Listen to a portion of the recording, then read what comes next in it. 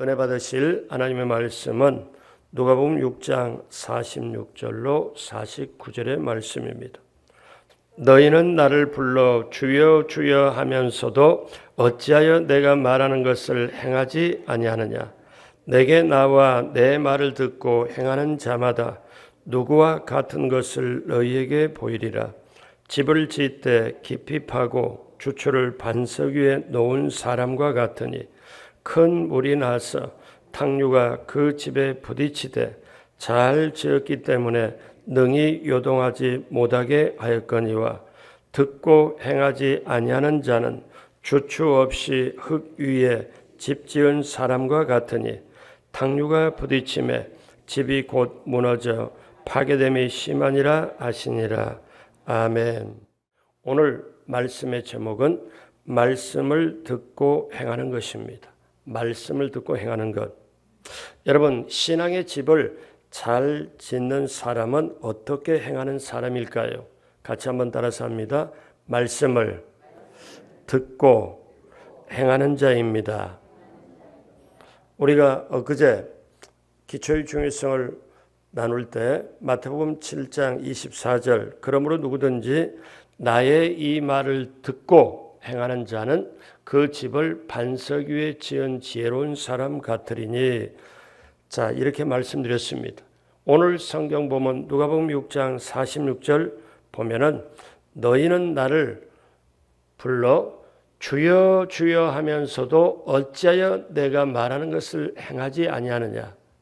자, 오늘날도 똑같은 말씀이죠. 그러면 말씀을 듣고 행하는 자는 어떤 결과가 임할까요?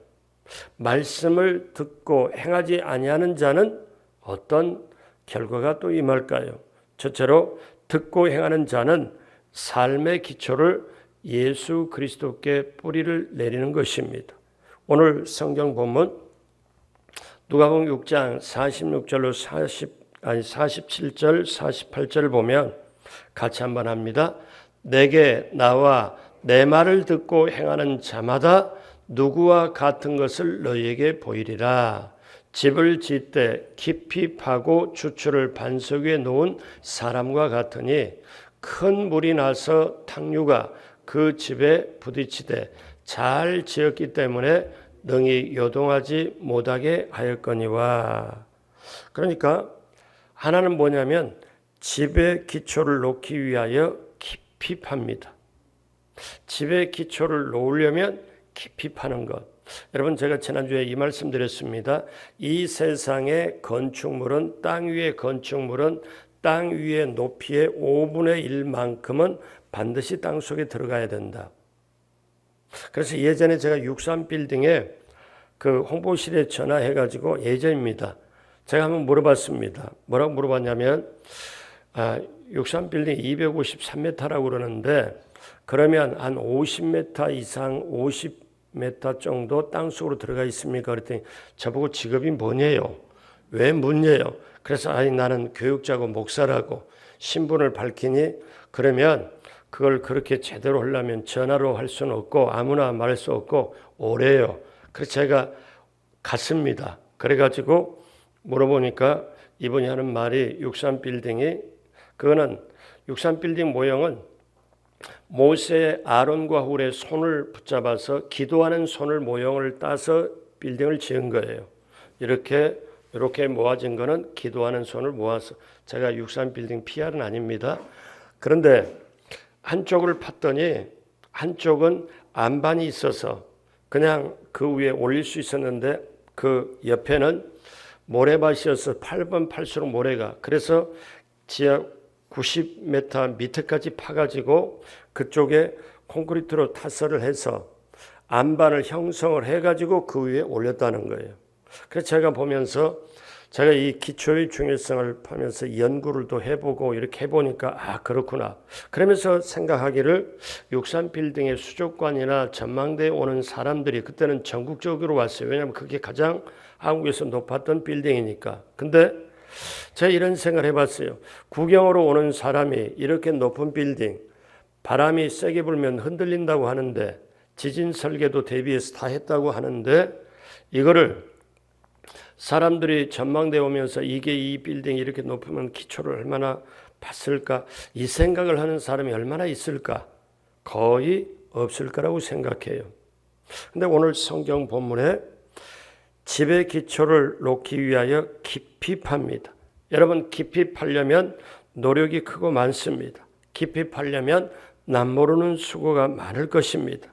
땀을 흘려야 하고 또 눈물도 흘려야 하고 때로는 고통이 따라서 주저앉았을지도 모릅니다. 근데 여러분, 깊이 파는 것만큼 뭐가 있느냐? 깊은 은혜가 있습니다. 우리가 신앙생활할 때 졸려도 주님 앞에 나오고 자기 육체를 복종하고 이끌고 예배에 나옵니다. 신앙생활에도 값싼 은혜에 머물질 않습니다. 아멘 할 때도 입술로 하지 않고 사실 가슴으로 하고 영혼으로 고백합니다. 늘 구원의 감격 위에 서서 십자가를 붙잡고 은혜로 살아가지요. 어떤 일이 생기면 막 왔다 갔다 하는 어떻게 하지 어떻게 이렇게 보다도 하나님, 제가 이 상황 속에 왜 저에게 무엇을 깨닫게 하기 위해 이 상황을 허락하셨습니까? 이게 첫 번째 질문이고요. 하나님께. 두 번째 질문은 이 상황 속에서 제가 어떻게 하기를 원하고 계십니까? 이건 굉장히 중요한 겁니다. 기초가, 신앙의 기초가 분명하면 어떤 상황이 내게 다가오고 어떤 힘듦이 다가오고 사람과 관계 속에서도 힘든 게 있고 여러 가지 환경에 어려움이 다가오면 하나님, 제가 무엇을 깨닫게 위하여 이 상황을 허락하셨습니까? 이게 첫 번째 주님께 묻는 질문. 두 번째는 제가 이 상황 속에서 무엇을 하길 원하십니까? 물으면요, 주님은 외부에서 온 일을 찾아라 그런 게 아니라 제가 겪어보니까 20년 이상을 이걸 해보니까 어떠냐면 제 안에 원인이 있음을 꼭 알게 해주세요. 그래서 우리는 이런 경우 있습니다. 상황이 변화되고 저 사람이 변화되고 저 사람이 변화되고 상황이 변화되고 그걸 그렇게 원하지만 하나님은 상황과 조건과 다른 사람이 변화되기를 원하는 것보다 너 자신이 먼저 변화되기를 원한다. 이걸 어떻게 깨닫는가 하면은 조금 전에 두 가지 질문을 가지고 가면 그 질문. 그래서 우리가 살아가는 인생의 어떤 상황, 어떤 조건에도 어떠냐? 하나님, 이 상황을 왜 허락하셨습니까? 제가 알게 하기 위해 깨닫기 위해 이 상황을 허락하셨습니까? 그리고 그 다음에 제가 이 상황과 이 형편 속에서 제가 무엇을 하기를 원하십니까? 이거를 우리가 초점에 맞추면 그 다음에 어떠냐면 말씀을 깨닫는 지혜와 행할 수 있는 용기가 있게 될 줄로 믿습니다. 또 하나는 주추를 반석에 놓은 사람과 같으니 기초를 예수 그리스도에 놓습니다. 영원한 반석 예수 그리스도에 기초를 놓았기 때문에 흔들림이 없고 변함이 없습니다.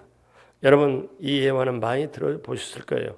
환희 크루스비라는 위대한 찬송가 작사자 생전에 2000여 곡의 찬송가 가사를 지었죠. 어떤 통계 보면 9,000편 이상의 시를 지었다고도 나옵니다. 우리가 잘 아는 예수로 나의 구주 삼고 오 놀라운 구세주 나의 갈 길 다 가도록 대표작인데 우리 찬송가에 많이 실어져 있습니다.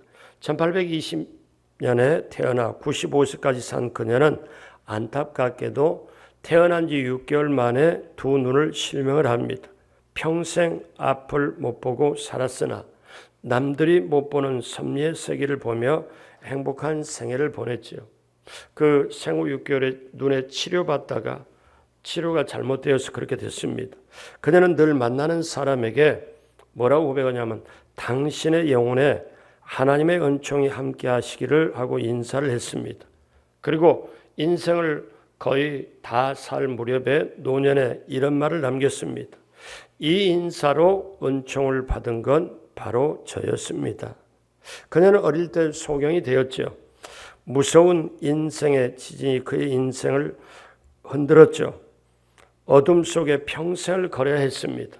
그런데 한번 제가 이거를 깨닫게 하기 위해서 눈 감고 한 10분 정도를 뭔가를 해보려고 제가 한번 조금이라도 감이 느낌을 올라고 눈 감고 뭘 이걸 근데 야 이거 어떻게 이렇게 되나 어둠이 왔을 때 어떻게 그렇게 했었을까 인생에 더 예수 그리스도의 쓰고 보니까 예수님이 길이요 진리요 생명이고 예수님이 빛이기 때문에 그 영혼의 빛을 주셔서 누구도 흔들 수 없는 반석 위에 서 있기 때문에 환희 크루스비는 그 인생에 뭐라고 고백합니까?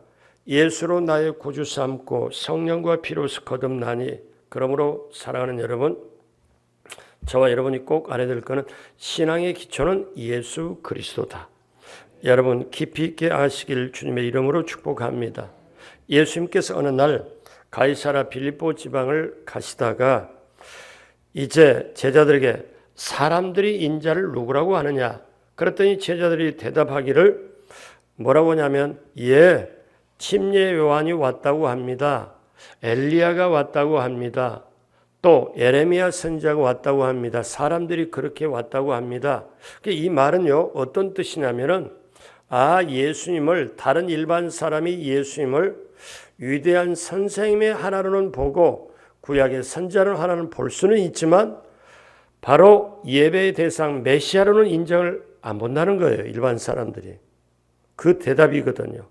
그러면 너희 제자들은 나를 인자를 누구라고 하느냐? 그때 베드로가 나섭니다. 주는 그리스도시요 살아계신 하나님의 뭡니까? 아들입니다. 이렇게 대답을 드리니까 주님이 너무나 만족했어요. 바요나 시몬아 너가 복이 있도다. 너가 이런 대답을 할 수 있는 건 너 속에서 혈육을 따라 너 인정으로 하는 게 아니고 너 머리로 너 마음으로 하는 게 아니고 하나님이 너에게 가르쳐 주셔서 정답을 말씀하게 하셨구나. 이렇게 칭찬을 합니다. 그러면 이건 뭡니까? 그러면서 칭찬을 하시면서 이런 말씀을 하세요. 너는 베드로라. 내가 이 반석 위에 내 교회를 세우려니 음부의 권세가 이기지 못하리라. 무슨 말인가 하면은 흔들림이 없는 주는 그리스도시요 살아계신 하나님의 아들입니다. 주는 그리스도시요 살아계신 하나님의 아들입니다. 이 고백이 저와 여러분의 영혼의 심장 속에 영혼의 혈관 속에 우리 영혼의 가슴 속에 확 들어서 내가 살아가는 남은 인생의 발걸음에 흔들림이 없게 될 때 여러분 이 고백 다 같이 합니다. 주는 그리스도시요 살아계신 하나님의 아들입니다. 아멘. 바로 이 고백이 저와 여러분의 반석 예수 그리스도 위에 세운 우리의 신앙 고백이 되어야 될 줄로 믿습니다. 그래서 우리의 신앙은 처음이요 중간이요 마지막도 어떻습니까? 예수 그리스도인 줄로 믿습니다. 여러분 우리가 약해요. 연약해요. 부족해요. 근데 우리 안에 예수님이 딱 들어와 있으면 여러분 종이 한 장은 어떻게 바로 이렇게 탁 하고 이렇게 구멍을 뚫을 수도 있고 구겨질 수도 있습니다. 내가 종이 한 장처럼 어떤 때 약해요. 왔다 갔다 해요. 그리고 수시로 변해요. 내가 나를 봐도 잘 믿지 못할 정도로 그렇게 약하고 연약하고 부족하고 수시로 변해요. 이렇게 약하죠. 근데 이렇게 약한 나에게 예수님이 안에 딱 들어와서 딱 이렇게 예수님이 내 안에 계시면 그때는 세상이 아니면 어둠의 세력이 마귀가 나를 공격해도 뚫을 수도 없고 공격할 수도 없잖아요. 내 안에 예수 그리스도. 그렇기 때문에 여러분 기억하십시오. 주님의 말씀을 듣고 행하는 것이 여러분 가장 귀한 축복인 줄로 믿습니다. 말씀이 들려지는 게 성도에게는 가장 귀한 축복입니다. 여러분 한번 보세요. 마태복음 13장에 어떠냐면 옥토에 좋은 땅에 열매 맺는 비유가 나옵니다. 밭이 네 가지가 나오죠. 길가밭도 있고 돌밭도 있고 가시나무밭도 있고 그 다음에 옥토라고 좋은 땅이 있습니다. 그런데 거기에 열매를 다 맺기를 다 원하겠지만 열매 맺는 것은 땅이 딱 하나입니다. 하나예요. 그러니까 성도님들이 교회에 와서 나도 이렇게 잘되고 영혼 잘되고 범사 잘되고 강건케 되는 열매를 다 맺기를 원해요. 그런데 열매 맺는 거는 네 가지 밭 중에 밭 하나밖에 없습니다. 그것은 좋은 땅입니다. 근데 좋은 땅의 특징은 하나예요. 이 비유를 예수님이 말씀하시면서 예수님이 그 비유를 해석하는데 정확하게 오늘 새벽에 이 자리에 오신 분, 새벽에 영상으로 지금 참여하시는 분, 여러분은 이 말씀에 눈을 떠지시길 주님의 이름으로 축복합니다. 마태복음 13장 23절 같이 하겠습니다. 좋은 땅에 뿌려졌다는 것은 말씀을 듣고 깨닫는 자니 결실하여 어떤 것은 100배, 어떤 것은 60배, 어떤 것은 30배가 되느니라 하시더라. 밭이 네 종류 있는데 좋은 땅만 열매를 맺는데 그 땅에 열매를 맺는 조건이 뭐냐? 말씀을 듣고 깨닫는 자니. 말씀을 듣고 깨달아야 결실한다. 그렇다면 오늘날 우리가 신앙생활하고 여기까지 올 때 내 생각과 내 기분과 감정, 내 경험으로 하는 게 너무 많습니다.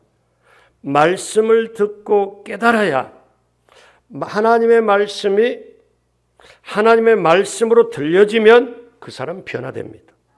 왜 사람이 변화 안 될까요? 하나님의 말씀이 인간의 말로 들리고 그냥 별로 관계가 없기 때문에. 여러분 한번 생각해 봐요. 하나님의 말씀이 살아계신 하나님의 말씀으로 내게 들려지면 그 사람은 말씀 볼 수밖에 없고 말씀 듣고 깨달을 수밖에 없고 말씀에 순종할 수밖에 없습니다. 그러므로 사랑하는 여러분, 요한계시록 1장 3절에 이 예언의 말씀을 읽는 자와 듣는 자와 그 가운데 기록한 것을 뭐하는 자는 지키는 자는 복이 있나니 때가 가까웁니다. 그렇게 말씀을 듣고 행하게 되시길 주님의 이름으로 축복합니다.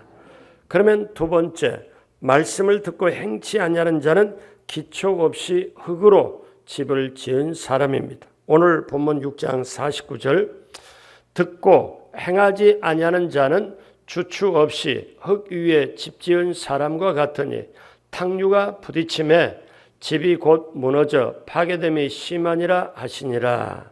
기초 없이 흙 위에 땅을 파지 않고 기초 없이 흙 위에 집을 지으면 얼마나 불안하겠습니까? 근데 문제는요, 기가 막힌 사실이 있어요. 자기가 지금 집을 짓고 있는데 기초 없이 지금 집을 짓고 있느냐 아니면 기초 있게 집을 짓고 있느냐, 기초 없이 집을 짓고 지금 있는다는 사실을 모른다는 거예요. 이게 참 기가 막힌 거예요.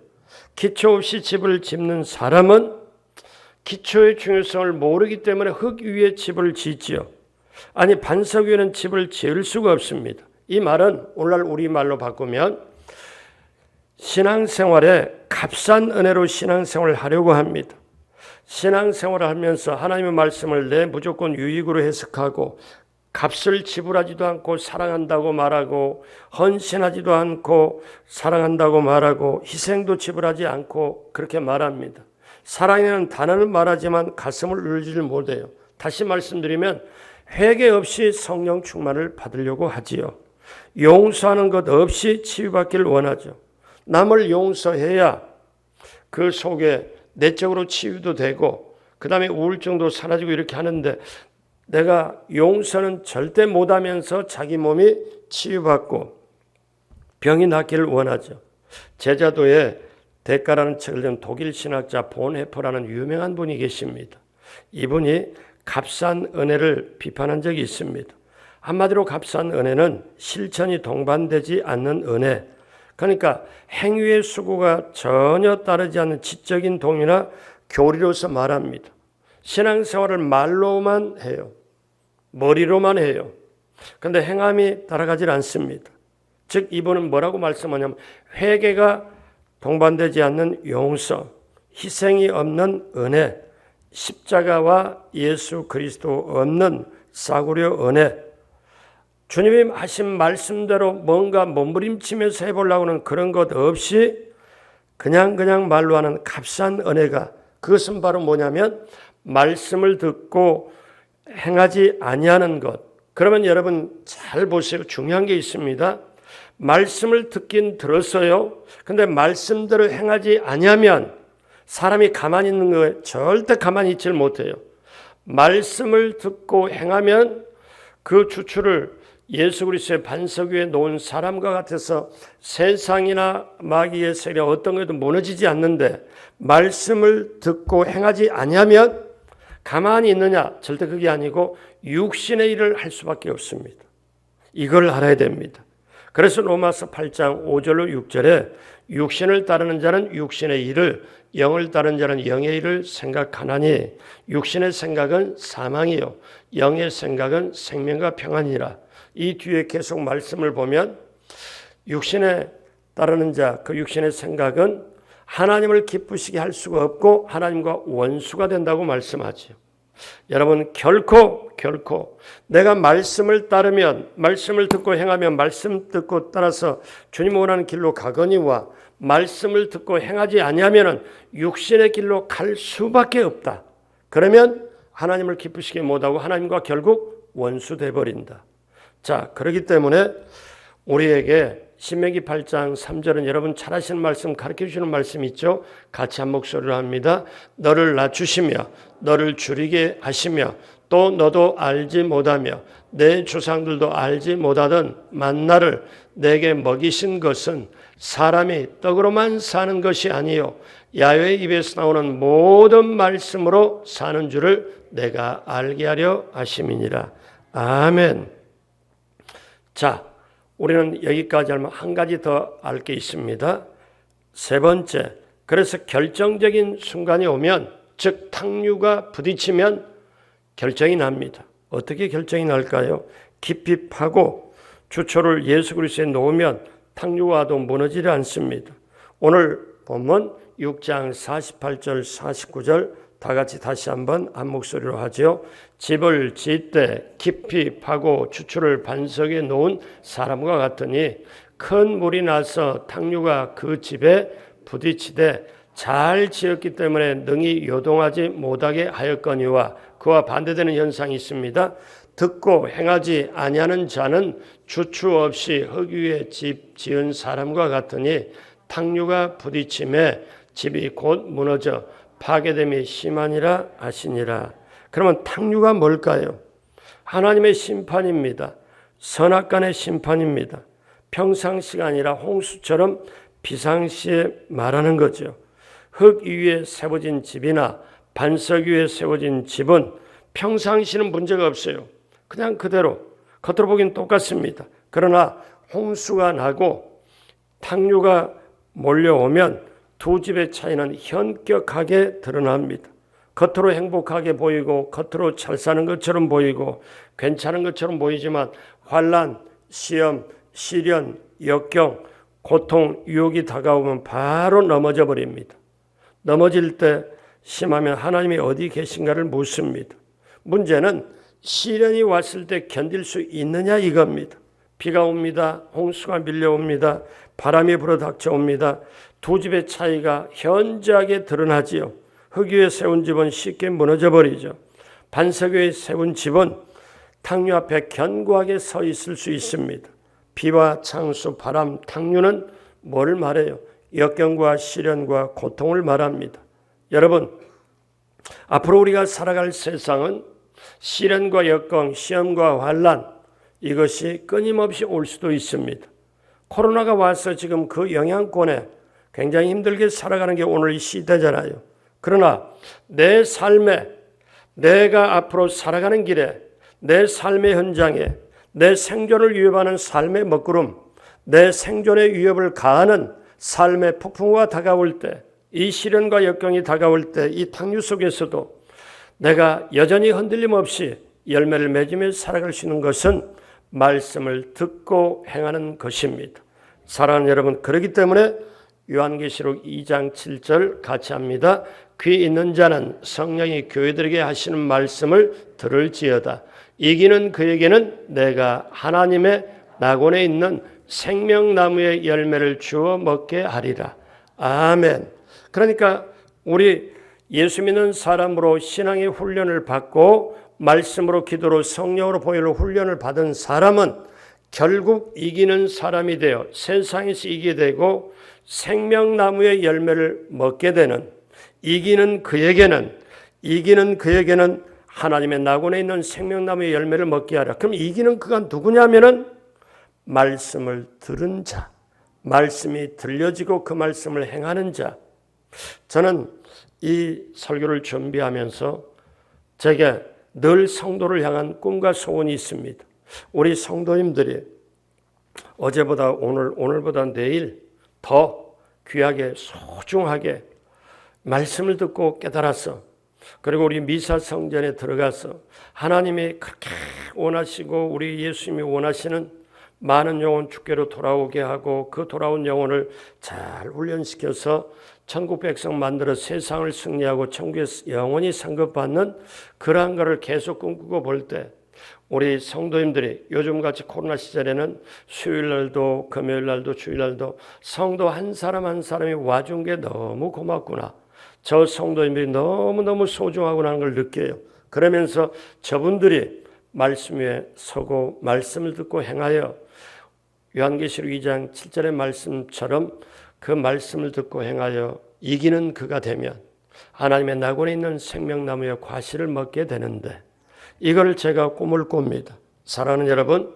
이제 오늘 말씀 마무리하면서 여러분, 어제도 오늘도 사람들이 어떤 일을 겪을 때, 홍수가 나서 집이 뭔가 갑자기 산사태가 일어날 때 모든 사람이 말합니다. 내 생에 이런 일을 겪어본 적이 없다. 이렇게 갑자기. 여러분, 시련이나 역경과 시험이나 환난과 탕류는요, 예고 없이 옵니다. 갑자기 와요. 그런데 우리가 모르는 남은 인생의 발걸음이 언제 올지도 모릅니다. 그런데 기억하십시오. 중요한 게 있습니다. 내게 시험이 다가오고 유혹이 다가오고 역경이 다가오고 어떤 환난이 다가오고 어떤 와도 내가 준비되었냐 안 되었냐. 준비된 나에게는, 즉 오늘 말씀으로 보면 내가 반석 위에만 있으면 모든 걸 이겨낼 수 있다는 거예요. 여러분, 그것이 뭐냐? 말씀을 듣고 행하는 것입니다. 얼마나 말씀을 듣고 행하는 것이 중요하면, 지난주에 끝에 3대지에 제가 한번 하고 오늘은 통째로 이렇게 하잖아요. 그러면 제가 이 주간에, 지난주와 이번 주간에 신앙의 집을 잘 짓자 그러면 신앙의 집이 뭐냐, 기초가 뭐냐, 터가 뭐냐, 이걸 알아야 되고, 그럼 터 알면 기초가 너무 중요하기 때문에 또 한 번 그걸 알아야 되고, 그러면 기초를 해서 이제 땅을 파고 주추를 반석 위에 놓았으면 어떻게 하느냐? 이제 여기에 뭐를 아느냐면 오늘 말씀처럼 기초, 그 다음에 쌓아가는 신앙의 집이 결론이 뭐냐면 말씀을 듣고 행하는 것인데, 이제 내일부터는 3번에 걸쳐서 신앙의 8층집을 쌓아갈 거예요. 8층집을. 기초 중요하고, 그러면 신앙의 8층집을 쌓아가면서 여러분이 하나하나 눈이 열리게 되고 그 말씀을 깨닫게 될 겁니다. 그러면 그 말씀을 깨닫게 될 때, 아하, 내가 지금까지 신앙의 집을 잘 지었구나 못 지었구나 스스로 알게 될 거예요.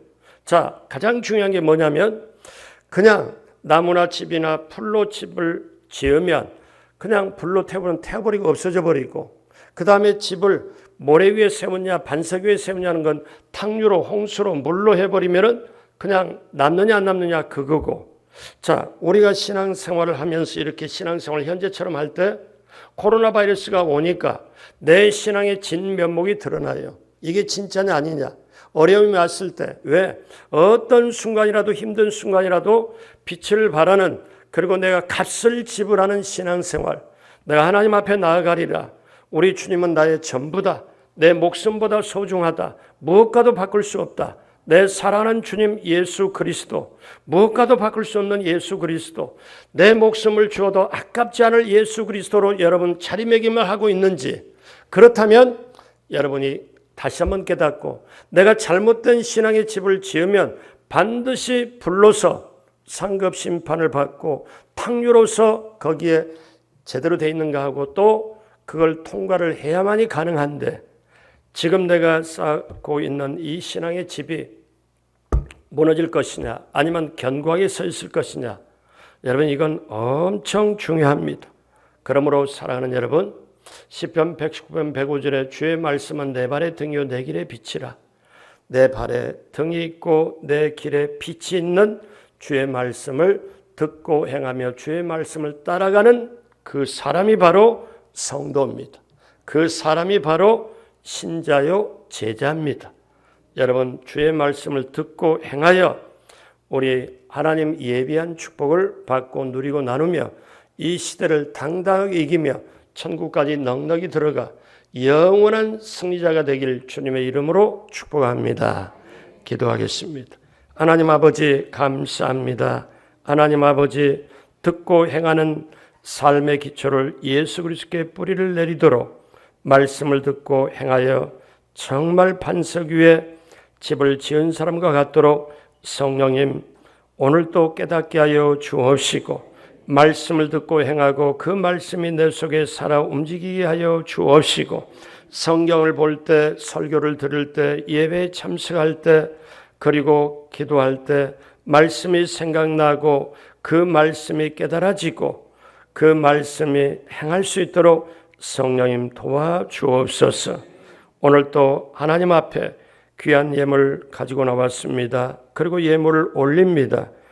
마음으로, 정성으로, 뜻으로, 간절함으로, 일천번제로 여러 가지로 하나님 앞에 감사함으로 정성으로 예물 올린 것 기쁘게 받아 주옵시고 넘치게 채워 주옵시고 또 간절한 기도 제목 이 새벽에 홍해길이 열리듯 여리고성이 그 새벽에 무너지듯 우리에게 문제가 해결되고 기도의 응답이 임하게 하여 주옵시고 시온의 대로가 열리게 하여 주옵소서. 감사하옵고 예수님의 이름으로 축복하고 기도드립니다. 아멘.